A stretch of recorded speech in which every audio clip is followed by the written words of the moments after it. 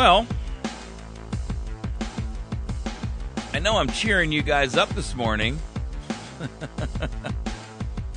You know, I hate to be the bearer of bad news all the time. But the truth is, there's really no good news to report. You know, I've had people send me an email once in a while. Hey, you know, you're a doomsayer. You're a doom and gloom guy. I can't stand listening to you. Okay. Don't. Doesn't mean, at the end of the day, that what I'm saying is wrong. Just means that you're not willing to necessarily face reality. If you analyze what I talk about every day, you're going to recognize that, you know, you can dismiss some of it, but you can't tell me I'm wrong about all of it. And if you sit down and you do your homework and you evaluate what's really going on around you, you'll recognize that there's far more truth than you think. I don't do this for entertainment. I do this voluntarily. I don't get paid to do this. This is my mission. This is my patriot moment. This is my act as a Paul Revere, to alert and awaken America to the plight we're in, to say, hey, the British are coming.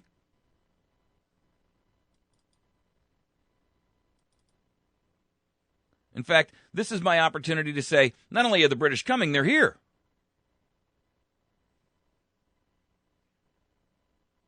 You know, the truth is, we're at a point where we either are going to have to take some kind of action, or we're going to find ourselves waking up as slaves in our own nation.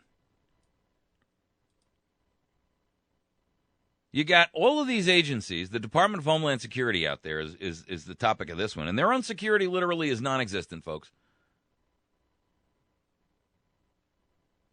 You know what's stunning about that? Well, what's stunning about that is that these are the people who are building a dossier on you. And their own systems are so insecure that Senator Tom Coburn came out the other day and he released a list of 3 things. The systems are being operated without authority to operate by people without authority.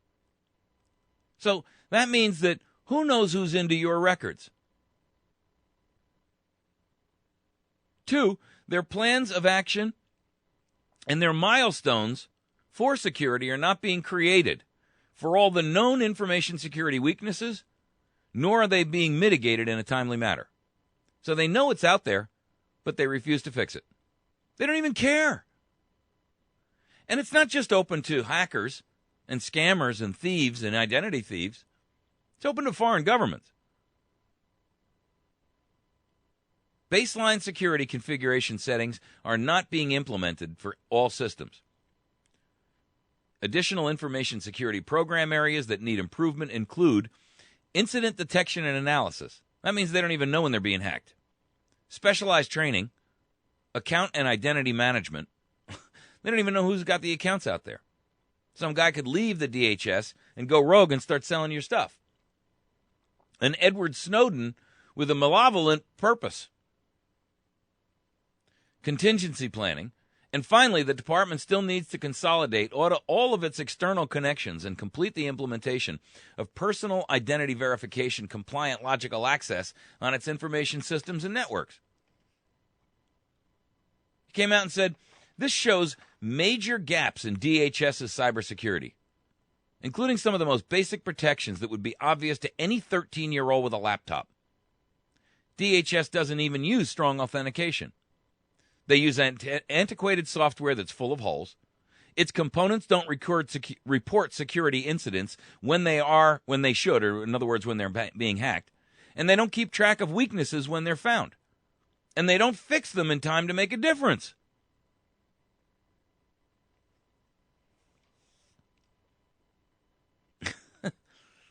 Guys, I'll tell you what. This is the same government that says, we're big enough to tell you what to do, to know what's best for you, and then to implement it at your cost and expense. But meanwhile, they're so incompetent, they can't build a website that, by the way, the CEO of IBM offered to build for nothing back in 2010. He offered to build Obamacare for free, and the government turned him down and said, no, we'd rather spend $1 trillion. $1 billion, I'm sorry. That's the truth, ladies and gentlemen. And I know that for a fact. Because he came out and in an interview, he said, this is the CEO of IBM. He said, we could have improved quality and reduced the cost of the healthcare system by $900 billion. I even said we would do it for free to prove that it works. But they turned us down. Instead, government said, no thanks. We want to spend $1 billion in tax dollars to build the biggest flop in known history. What I'm trying to tell you is this. Your government is not only public enemy number one, but they are malfeasant in maintaining and securing that which they're supposed to protect you from. They force you to give your information in, or they steal it from your cell phone carrier, your internet provider, your email provider, and then they don't even secure it and lock it down. I mean, how criminally malfeasant is that? If you, I mean, look at it from this perspective. Let's assume, for argument's sake, that police knock on your door and they got a search warrant.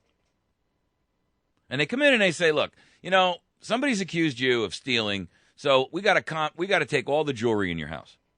And we're going to take it down to the station and we're going to put it in a secure lockup until we figure out whether it's yours or theirs. Meanwhile, you should get all your receipts together. And they take all the jewelry in your house, your diamonds, your gold, your rings, your coins, everything. And you finally get all your receipts together and, you got proof that, where you bought it all. And you go racing down to the police station and you say, here's my proof. It's all mine. And they say, well, it disappeared out of our safe yesterday and we don't have it anymore. Really? And who has the keys to the safe or the combination? Well, pretty much anybody. It's on a piece of tape right over the combination. I mean, that's the equivalent of what we're talking about, ladies and gentlemen. What good is a safe if you keep the combination taped right to the spin dial?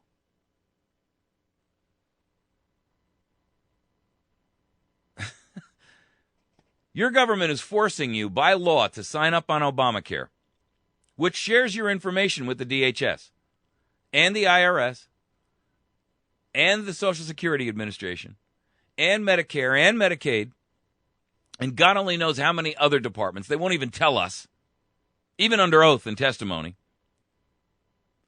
And so while they're storing all that information, they're forcing you at the point of a gun to submit it. Well, that's harsh, you say.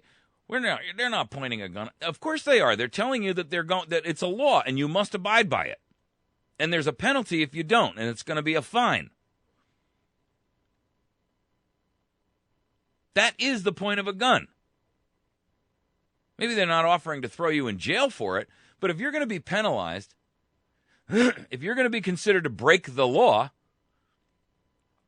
that's the point of a gun, ladies and gentlemen. That's called police power.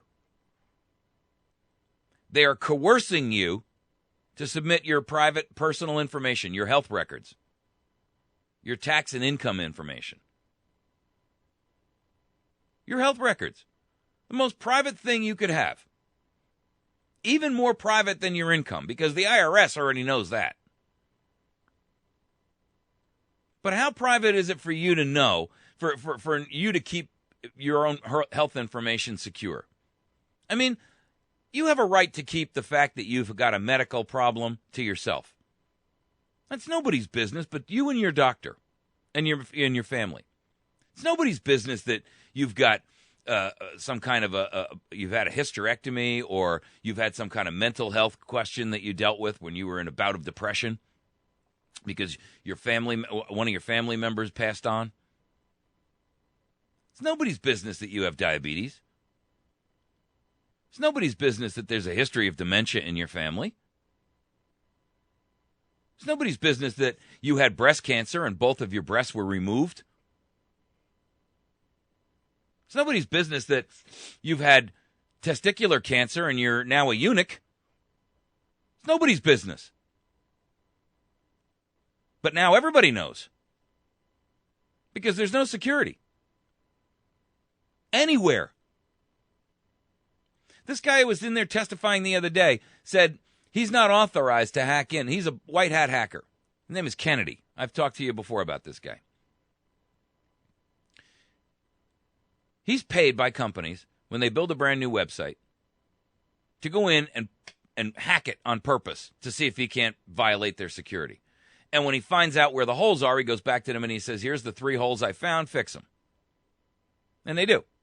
You know, for Amazon.coms and you know, large online ordering places where you're putting in credit card information and personal addresses and information and stuff like that. He came out yesterday in an interview. I heard him last night on Hannity, I think it was. Who's a water boy for the Republican Party, by the way. And he said, you know, listen, this is well-known science. This isn't rocket science. It's not something that's rare. Building a secure website is done every day. Every company that sells information, that sells stuff on the internet, has got very, very high security standards required of them because they're taking your credit card information and they're taking your name and your address and, you know, your personal password and all kinds of stuff. I mean, depending upon what kind of a website it is, they might even have your social security number or, you know, information about your medical history. They're required by law that obviously the government itself doesn't abide by. They're required by law to keep that information secure. This guy was very clear. He said, look, this website should have been built for about $10 million. High end. Number one. And that includes the back-end systems. Number two, this thing is so weak that out of a score of 1 to 10, he gave it a 1, maybe a 2. He said anybody can hack into this thing. And they just implemented 400 bug fixes since October 1st when it came online. But in the 30 days that they took them to do those fixes, they have absolutely no idea how many other holes they opened by solving those 400 bugs. He said, I'm not authorized by them to hack into it, and I don't want to be charged with a crime for doing so. But I'm telling you right now, I could do so in minutes. And here's the problem. The federal government, including the Department of Homeland Security and all of the secure data they keep on you, the NSA and all the secure data they keep on you, the FBI and all the secure data they keep on you, they're not required to notify you when it's hacked and stolen. Your state is. If somebody hacks into the State Department of Motor Vehicles, they're required to notify you. They're required by federal law to notify you. If somebody hacks into Amazon.com, or I own a lot of Adobe products because I am in web development. I do web development for a living. And I got an email the other day, and then I got a letter, a printed letter from Adobe. They were hacked. And a bunch of credit card information and names and user passwords and stuff were hacked into. And they sent me a letter as required by law. And it said in the letter, we are required by federal law to notify you that we have been hacked. But you know what? The federal law that they wrote, that they apply to Adobe and Amazon and your state motor vehicle department, they don't follow themselves. They're exempted from it. So when they are hacked, you're not even notified. You know when you're going to find out? When you go to pull your credit report and you find out that there's a second mortgage on your house that you don't have, or at least didn't think you had. When you find out that there's a Visa card in your name that you weren't even aware of. And it could be 4 months old because you're not getting the bill. It's going to a P.O. box. I mean, the truth is, folks, you have no idea. The holes in our national security on a level from a computing perspective are so broad, you could drive the state of Maine through it. And the problem is, it's actually criminal. It's criminal malfeasance. This isn't a mistake. It's not just, we're too big and we're a little sloppy or something. This is criminal malfeasance. There's no denying it. This is criminal malfeasance.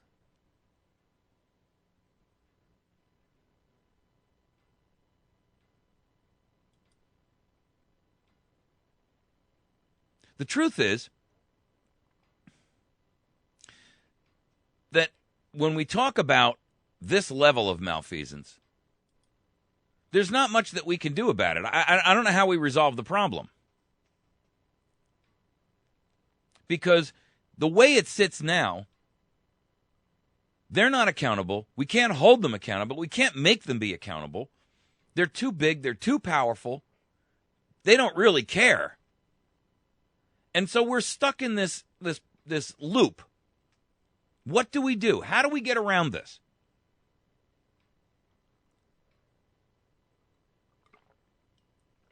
How do we force them to do what we know they should be doing?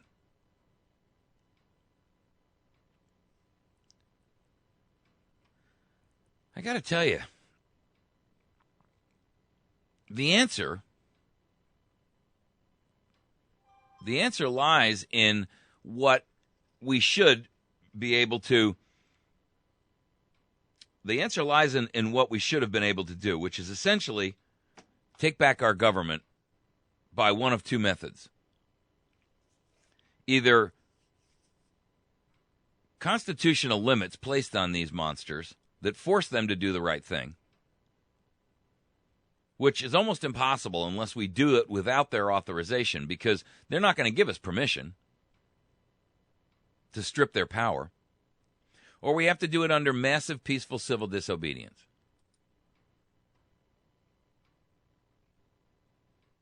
I mean, you got to realize that when your government is operating this far outside the boundaries of where it was authorized to be, it no longer serves you. You serve it. Our government doesn't serve us. You can't really be naive enough to believe that it does. I mean, I can't imagine that most Americans are naive enough to believe that government is accountable to you and that you have any control over what it does. But it has tons of control over you, boy.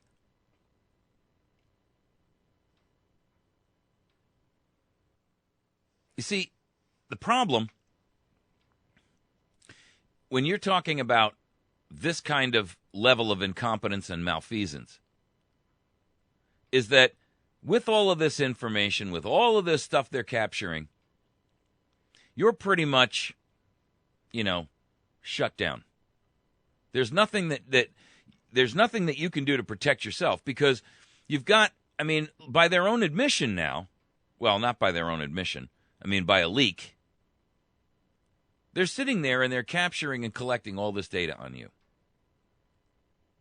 They admit that there's so much of it, it's like trying to drink out of a fire hose.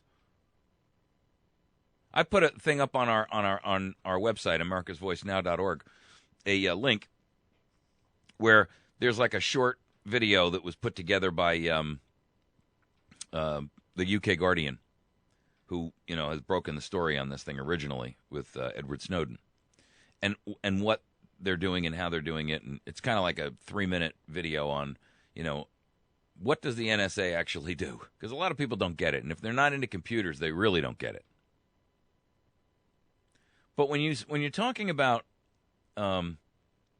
this kind of data theft, especially the location data, what you don't realize is that in these 5 billion things that they're tapping into every day, you know what they're doing? They're actually compiling this data to see who you participate with, who you're riding together with in a car. Did you know that?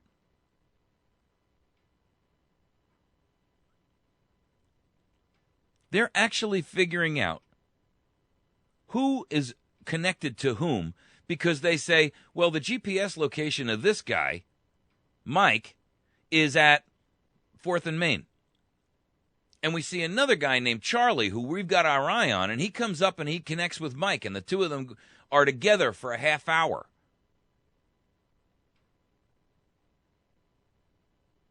You don't realize how deep this thing goes. Now, it could just be that Mike and Charlie just happened to be in the same coffee shop together, and I didn't know that Charlie was a, Islamic terrorist. But suddenly, because he and I were in the same place for a half an hour, and then we both walked down the same street together, I'm a suspect. Now they're watching everything I do. I've heard a lot of people say, well, listen, one of the things that we can do is we can make sure we encrypt everything. Okay, but when you encrypt everything, that immediately makes you a target. Because then they say, aha, he must be encrypting everything for a reason. So the only way around that is for all Americans to encrypt everything all the time. And then at that point, we'd have to force them to use so much computing power that, they'd melt that brand new facility in Utah to the ground. I suppose that, we could theoretically get that thing to melt down. By the way, for the record, and it's important that you should know this, there's some activists out there in Utah who are actually trying to kill that unit. They're just trying to shut it down. And you know how they're doing it? This is creative.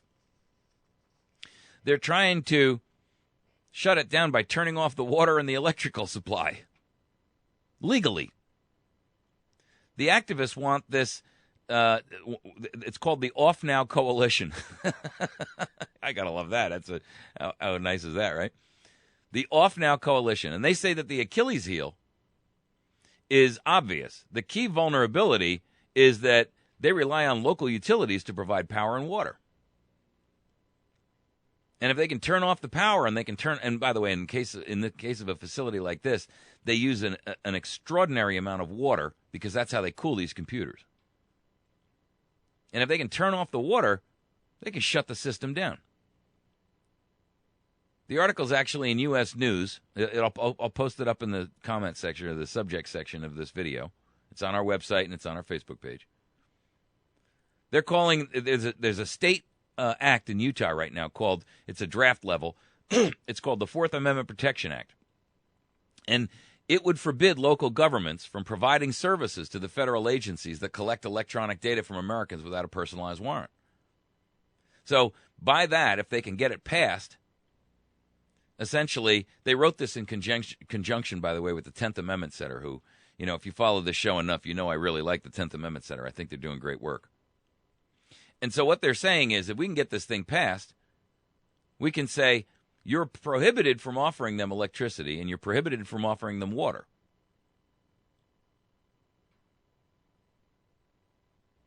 It would shut it down by necessity. They use 1.7 million gallons of water a day to cool this thing down. 1.7 million gallons of water a day, ladies and gentlemen. And it's basically a gigantic hard drive storing all your information. Being fed by the NSA and the FBI. And never let them tell you that the FBI or that the NSA is not capturing data on Americans. That's a false flag. It's a misrepresentation. Because they're saying that as an excuse. They say, well, the NSA is not capturing data on everyday Americans. No, the FBI is. You see, it's legalese. It's a way to trick you into thinking, well, it's really not as bad as it sounds. The FBI is doing domestically what the NSA cannot do. You didn't know that. I posted articles up about it. I did a whole radio program about it. Go back and listen. The FBI is doing what the NSA can't domestically here inside the United States. Don't believe the hype and the propaganda that you're fed. Because I'm telling you, it is exactly that. It is hype and it's propaganda. You're being misled and you're being tricked. All right, we're going to take a quick break. When we return, we're going to pick up and talk about the IRS chief counsel who went before a Senate hearing the other day and literally told them 80 times, I have no idea what you're talking about. Stunning, isn't it? Literally stunning. 80 times he said, I have no idea what you're talking about. All right, we're going to take a quick break. We'll return in just a moment. You're listening to America's Voice Now. We'll be right back.